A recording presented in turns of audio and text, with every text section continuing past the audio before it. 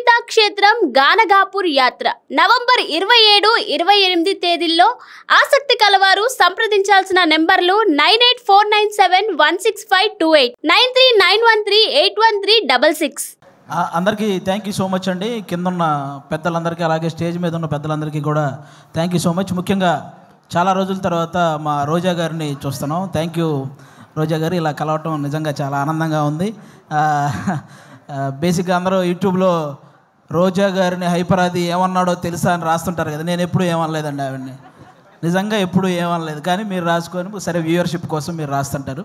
Okay, ఈరోజు Telugu cinema నిజంగా చాలా చాలా చాలా బాగుంది. ప్రజెంట్ ఇంకా బాగుంటుంది. ఎందుకంటే నిన్న సాయంత్రం పుష్ప 2 అని ఒక ట్రైలర్ వచ్చింది. అబ్బా, ఆ అల్లు అర్జున్ గారి హార్డ్ వర్క్కి అలాగే మన సుకుమార్ గారి డెడికేషన్కి మనందరం నిజంగా హ్యాట్స్ ఆఫ్ చెప్పుకోవాలి. రేపు డిసెంబర్ 5వ తేదీ ఒక నేషనల్ అవార్డు విన్నర్ చేయబోయే ఇంటర్నేషనల్ పర్ఫార్మెన్స్తో థియేటర్లు బ్లాస్ట్ అవ్వబోతున్నాయి. మళ్ళీ మన తెలుగు సినిమా వైభవం ఎప్పుడు అంటే తెలుగు సినిమా ఈ మధ్యకాలంలో ఎంత గ్రోత్ అంటే ఒక పక్క Oscar award, national award, Prabhas గారి కెరియర్లో 3,000 కోట్ల సినిమాలు, 100% స్ట్రైక్ రేట్తో పవన్ కళ్యాణ్ గారు పాన్ ఇండియా పొలిటీషియన్ అయిపోవడం, ఇవన్నీ కూడా అన్ని రకాలుగా కూడా మనం కూడా ఈ తెలుగు సినిమా ఇండస్ట్రీలో ఒక భాగం అవడం అనేది నిజంగా మన అదృష్టం. ఇప్పుడు ఈ కేశవ చంద్ర రమావతి ఈ కేసీఆర్ సినిమా గురించి మాట్లాడే ముందు ఒక వ్యక్తి గురించి ఒక సినిమా గురించి నేను ముందుగా చెప్పాలనుకుంటున్నాను. 2013లో జబర్దస్త్ ప్రోగ్రాం ద్వారా ఒక వ్యక్తి నవ్వించడానికి వచ్చాడు. ఆ నవ్వించే ప్రయత్నంలో చిన్న తప్పు జరగటం వల్ల అతన్ని ఫిలిం ఛాంబర్ దగ్గరికి పిలిచి కొంతమంది సారీ చెప్పినా సరే అతని మీద చేయి చేసుకున్నారు.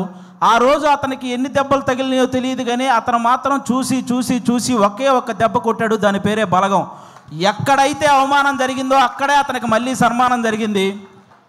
జబర్దస్త్ వేణు అని చిన్న చూపు చూసే స్థాయి నుంచి బలగం వేణు అని అందరూ తన వైపు చూసే స్థాయికి ఎదిగిన మా జబర్దస్త్ వేణు అన్న మీ అందరికీ తెలుసు. ఆయనే బలగం సినిమా తీశారు. అంటే ఈ ఇండస్ట్రీలో మంచి హిట్ తెచ్చుకోవటం పెద్ద విషయం కాదు, కానీ మంచి హిట్తో పాటు మర్యాద కూడా తెచ్చుకున్న డైరెక్టర్ మా వేణు అన్న. ఎందుకు ఈ మాటలు చెప్తున్నానంటే, నేను జబర్దస్త్ ఆర్టిస్టులు అనగానే నవ్వించడం ఎంత కష్టమో తెలిసిన వ్యక్తులైతే గౌరవిస్తారు. ఆ నవ్వించడం ఏముందో లేరా అనుకునే వ్యక్తులైతే చులకనగా చూస్తుంటారు. చాలామంది నేను గమనించాను. అది అలా చులకనగా చూసేవాళ్ళు కూడా గౌరవంగా చూసేలా చేసింది మా జబర్దస్త్ వేణు అన్న, అది బలగం సినిమాతో. ఈరోజు ఈ సినిమా కూడా మాకు అలాంటి గౌరవాన్నే తెస్తుందని మేము మనస్ఫూర్తిగా కోరుకుంటున్నాను. ఎందుకంటే చరిత్రలో తెలుగు సినిమాలు ఫెయిల్ అయి ఉండొచ్చు, కానీ తెలుగు సినిమా ఆడియన్స్ మాత్రం ఎప్పుడూ ఫెయిల్ అవ్వలేదు. మన దీపావళికి 3 సినిమాలు రిలీజ్ అయితే 3 సినిమాలని పెద్ద హిట్ చేశారు.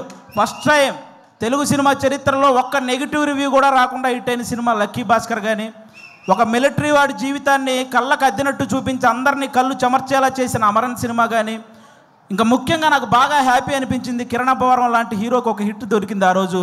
అది నిజంగా చాలా హ్యాపీ అనిపించింది. కా సినిమాకు ముందు కిరణ్ అబ్బవరం అనే ఒక హీరో కదిలితే ట్రోల్ అయ్యేవాడు. ఇప్పుడు కా సినిమా తర్వాత కిరణ్ అబ్బవరం కదిలితే ట్రెండ్ అవుతున్నాడు. అంటే ఒక సక్సెస్ అంత వాల్యూ ఉంటుంది దానికి. నాకు అది నిజంగా చాలా హ్యాపీ అనిపించింది. ఈరోజు ఆ రేంజ్లోనే ఒక చిన్న సినిమా మన కేసీఆర్ అనే సినిమా రాబోతుంది. నాకు ఒక తెలంగాణ బ్యాక్డ్రాప్లో ఎప్పుడు ఏ సినిమా వచ్చినా కూడా వాటికి వచ్చే అప్లాజ్ వేరే లెవెల్లో ఉంటుంది. నేను ఈ మధ్యకాలంలో ఎన్ని సినిమాలు చూసినా సరే నాకు ఒక ఆంధ్రవాడిగా నాకు ఆంధ్ర అంటే ఎంత ప్రేమ ఉందో తెలంగాణ అంటే కూడా అంతే ప్రేమ ఉంది. ఎందుకంటే నేను తెలంగాణలో సంపాదించే ఆంధ్రాలో ఉన్న మా అమ్మా నాన్నలకు అన్నం పెడుతున్నాను కాబట్టి. నాకు ముఖ్యంగా నాకు ఇక్కడ తెలంగాణలో ఏ పార్టీ భేదాలు ఇవేం లేవండి. నాకు కేసీఆర్ గారు ఎంత ఇష్టమో రేవంత్ రెడ్డి గారు కూడా అంతే ఇష్టం.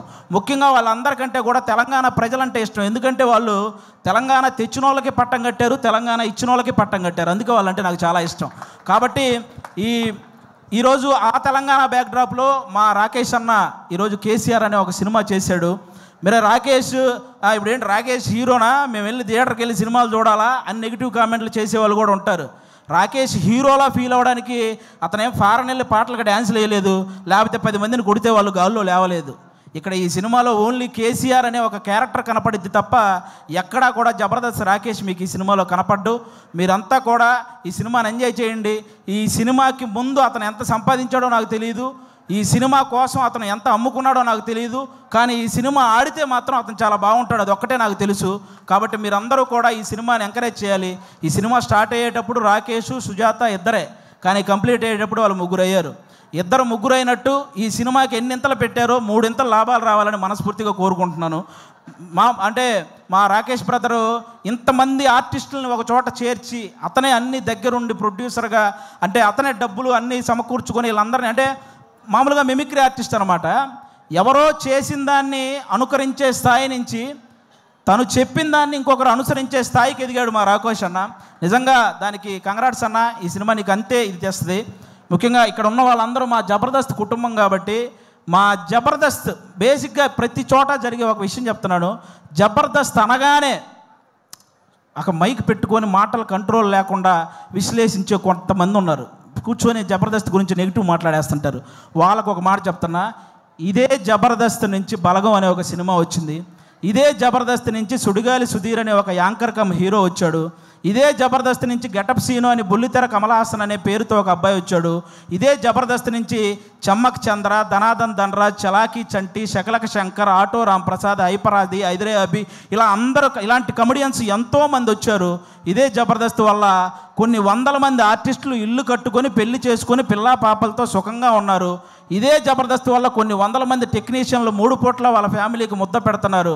అలాంటి జబర్దస్త్ని కూర్చొని జబర్దస్త్ అంటే ఈ డబుల్ మీనింగ్ అవి ఎక్కువ అంట కదండి, అవునంట కదండి, ఎవడో చూడకుండానే యానిమల్ సినిమా 700 కోట్లు వచ్చినాయి. మరి ఏమో మరి చేసేవేమో గుడియనక నాశం పనులు, చెప్పేవేమో స్వామి వివేకానందం మాటలు. ఎందుకురా బాబు, ఈ జబర్దస్త్ దాని మీద పడి ఏడ్చే వాళ్ళందరికీ ఒకటే చెప్తున్నా, ఇంత చెప్పాక కూడా మేము జబర్దస్త్ని ఇలాగే అంటాము అని మీరు అంటారా?